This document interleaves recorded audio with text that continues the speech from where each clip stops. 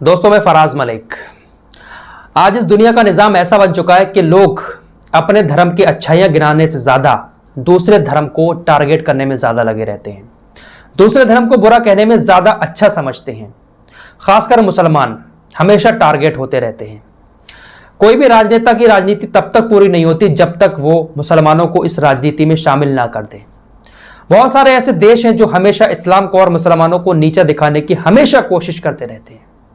तो आइए कुछ खबरें आपके सामने रखूंगा। और कल 2 अक्टूबर भी है। वो जो महाराज एक अयोध्या के हैं, उन्होंने मोदी जी से कहा भी था कि मैं जल समाधि ले लूंगा अगर भारत को 2 अक्टूबर तक हिंदू राष्ट्र घोषित नहीं किया गया। तो कल 2 अक्टूबर है, देखते हैं कल महाराज जी क्या करते हैं, क्योंकि अभी तक तो मोदी सरकार ने भारत को हिंदू राष्ट्र घोषित नहीं किया है। जल समाधि कल 2 अक्टूबर को लेंगे या नहीं लेंगे, ये देखने वाली बात होगी। वैसे इन्होंने इसके साथ साथ कुछ और भी कहा था कि इस देश से ईसाइयों की और मुसलमानों की नागरिकता खत्म कर देनी चाहिए। क्या यह बयान इनका आपको कहीं तक भी सही लगता है? क्या यह कट्टरपंथी विचारधारा में दिया हुआ बयान नहीं है? लेकिन फिर वही बात आ जाती है कि ये बड़े महाराज जी हैं तो ये कुछ भी कह सकते हैं। फिलहाल कल 2 अक्टूबर है, देखना होगा ये क्या करते हैं। पहली खबर फ्रांस से आ रही है। फ्रांस की सरकार में पिछले कुछ दिनों से लगातार अपने यहाँ के मुसलमानों को टारगेट कर रही है। और वो टारगेट इसलिए करती है क्योंकि फ्रांस के लोग ऐसी सरकार को ही ज्यादा पसंद करते हैं जो मुसलमानों को टारगेट करे, मुसलमानों के ऊपर अत्याचार करे। अब खबर जो आई है वो बड़ा अजीब सी है। फ्रांस के अंदर पिछले 1 साल में 30 मस्जिदों को बंद कर दिया गया। यह खबर आज आई है, वहां के होम मिनिस्टर ने इस बात को कहा है। और इन मस्जिदों को बंद इसलिए किया गया क्योंकि वहां की सरकार का कहना है कि इन मस्जिदों में कट्टरपंथ को बढ़ावा दिया जा रहा है। ये कट्टरपंथ आखिर है क्या? कट्टरपंथ को इन मस्जिदों में बढ़ावा दिया जा रहा था। आतंकवादी गतिविधियां यहां पर होती रहती थी, जिस वजह से इन 30 मस्जिदों को बंद कर दिया है। 86 स्पॉट सिलेक्ट किए थे वहां की सरकार ने, जिसमें से 30 मस्जिदों को बंद किया है। तो लगातार वहां की सरकार टारगेट करती रहती है। फिलहाल दूसरी खबर कुवैत से आ रही है। कुवैत और कुछ और इस्लामिक देशों में एक हैशटैग ट्रेंड हो रहा है, बॉयकॉट इंडियन प्रोडक्ट।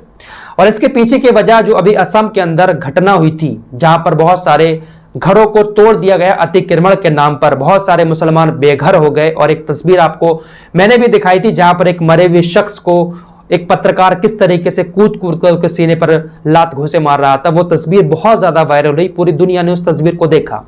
तो इन्हीं सारी चीजों को लेकर कुवैत की असेंबली में जो सांसद लोग हैं वहां पर चर्चा हुई कि असम के अंदर जो कुछ हुआ ये काफी ज्यादा निंदनीय है। मोदी सरकार से कुवैत के असेंबली के सदस्यों ने आग्रह किया है कि इस तरीके की घटनाओं को रोका जाए। असम के अंदर जिस तरीके से काफी सारे लोगों को बेघर कर दिया मुसलमानों को, इन घटनाओं पर रोक लगाई जाए। वहां के असेंबली में बाकायदा सांसदों ने मोदी सरकार से इस बात का आग्रह किया है। और जितने भी मुस्लिम ममालिक हैं उन सबसे भी कहा है कि वो लोग भी मोदी सरकार के ऊपर इस बात को लेकर प्रेशर डालें कि जो कुछ हो रहा है ये बिल्कुल गलत है, इन सारी चीजों पर रोक लगनी चाहिए। मुसलमानों के साथ जो कुछ हो रहा है, उन्होंने सारे मुस्लिम देशों से और ओआईसी से भी आग्रह किया है। लेकिन ये ओआईसी जो है ना, ये सिर्फ नाम की है। ये मुस्लिम देश जो है ना, ये सिर्फ नाम का इनका संगठन है। इनसे होता कुछ नहीं है, बस अपने में ही लगे रहते हैं, इन्हें दुनिया से कोई मतलब नहीं होता है। तो ये खबर कुवैत से आ रही थी, जहां पर हमारे देश की सरकार की बड़ी ज्यादा किरकिरी हुई है कुवैत की असेंबली में। दोस्तों, ये खबर अपने देश की भी बता देता हूं। ओवैसी साहब उत्तर प्रदेश के अंदर आ चुके हैं और वो लगातार विपक्ष के ऊपर हमला कर रहे हैं। बीजेपी पर तो करते ही हैं, कांग्रेस, समाजवादी, बसपा, सभी पर वो हमले कर रहे हैं। मुसलमानों को लेकर वो अक्सर बोलते रहते हैं और कहते हैं कि मुसलमानों की आवाज उठाने वाला शायद कोई नहीं है। कुछ हद तक इनकी बातें कभी कभी सही भी लगती हैं। कुछ लोग इनको बीजेपी का एजेंट भी कहते हैं, लेकिन शायद मैं नहीं मानता कि ये बीजेपी के एजेंट हैं। अब कुछ मामलों में इन्होंने खुलकर बात की। मौलाना कलीम सिद्दीकी को लेकर इन्होंने पूरा समर्थन दिया।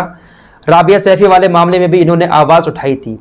लेकिन राबिया सैफी वाला मामला हुआ या फिर ये मामला हुआ, इसमें ना तो समाजवादी पार्टी, ना बसपा, ना कांग्रेस, किसी ने भी कोई भी स्टेटमेंट जारी नहीं किया था। जब ओवैसी साहब ने इन सारी पार्टियों को अड़े हाथों लिया, तब जो है समाजवादी पार्टी खुलकर मौलाना कलीम सिद्दीकी के सपोर्ट में आ गई।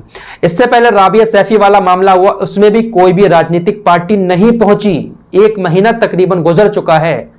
अब कांग्रेस की तरफ से इमरान प्रतापगढ़ी राबिया सैफी के घर पहुंचे, जब 1 महीने से ज्यादा का वक्त हो गया, क्योंकि भाई कांग्रेस को भी मुसलमानों का वोट चाहिए। सभी पार्टियां मुसलमानों का वोट लेना चाहती हैं, लेकिन जब बोलने का नंबर आता है कहीं पर तो अपने कदमों को पीछे खींच लेती है, क्योंकि इनको डर होता है कि अगर मुसलमानों के बारे में हमने कोई बात कर दी तो हमारे जो दूसरी जातियों के वोट हैं वो कट जाएंगे। इसलिए थोड़ा सा फूक फूक कर ये लोग कदम रखते हैं। राजनीति मुसलमानों के ऊपर ही करते हैं, लेकिन मुसलमानों के पक्ष में आवाज उठाने को लेकर ये सभी लोग डरते हैं। शायद इसीलिए ओवैसी साहब सही कहते हैं कि ये लोग जो है सिर्फ आपका इस्तेमाल कर रहे हैं। फिलहाल इस रिपोर्ट में इतना ही। मिलते हैं एक और नए वीडियो के साथ, तब तक के लिए अपना ख्याल रखें।